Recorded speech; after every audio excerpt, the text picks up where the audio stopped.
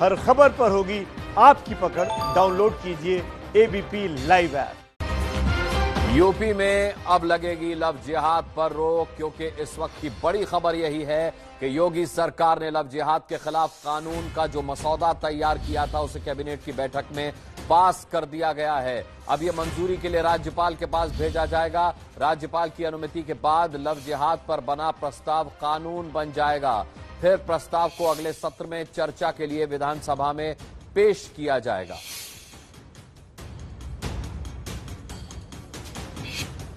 इस वक्त की बड़ी खबर, यूपी में लव जिहाद का कानून का प्रस्ताव कैबिनेट से पास हुआ है। अध्यादेश को अब राज्यपाल की अनुमति के लिए भेजा जाएगा और राज्यपाल की अनुमति के बाद यूपी में लव जिहाद कानून बन जाएगा।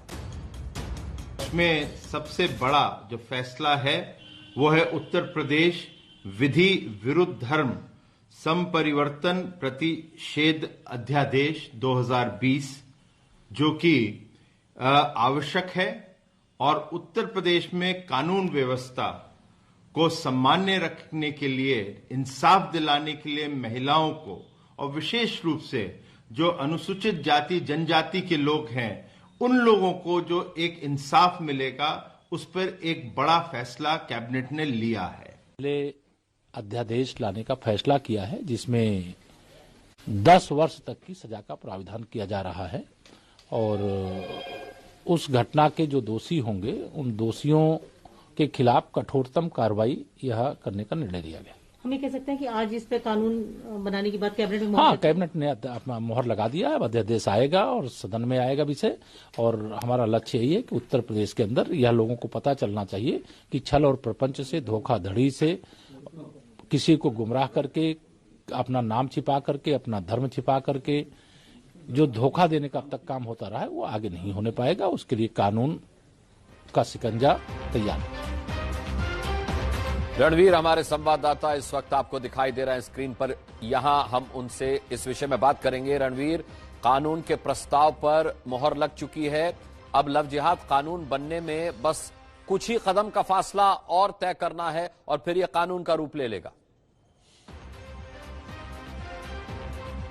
जी बिल्कुल, उत्तर प्रदेश सरकार चाहती थी कि जल्द से जल्द ये कानून बन जाए और इसी वजह से अध्यादेश ला करके कैबिनेट में इस प्रस्ताव को पारित कराया गया है। अब राज्यपाल के पास औपचारिक तौर पर भेजा जाएगा और उसके बाद जो अगला सत्र होगा, शीतकालीन सत्र, उसमें दोनों सदनों में इस पर चर्चा होगी। तो सरकार के पास बहुमत है, इसलिए इसको सदन में भी ले जाने में सरकार को कोई दिक्कत नहीं होगी। इसीलिए सरकार अध्यादेश लाई है जो 6 महीने के लिए वैलिड होता है। अब अगर इस कानून की बात करें तो इस कानून में जो सजा का प्रावधान है वो बहुत महत्वपूर्ण है कि 1 से 3 साल जो शादियों का क्लॉज है उसको लेकर के है, लेकिन अगर जो पीड़ित है वो माइनर है या अनुसूचित जाति जनजाति का है तो उसमें 5 साल, और अगर सामूहिक तौर पर धर्म परिवर्तन होता है तो 10 साल तक की सजा है। यानी कि इस कानून को कठोरतम बनाने के लिए सरकार ने जो ड्राफ्ट था उसको मंजूरी दी है और बहुत जल्द राज्यपाल के पास भेजा जाएगा। और इसको जैसे ही ये कानून बनेगा, यूपी में जिस तरीके से कानपुर, बिजनौर, लखीमपुर खीरी समेत तमाम जिलों में लव जिहाद के मामले सामने आए थे,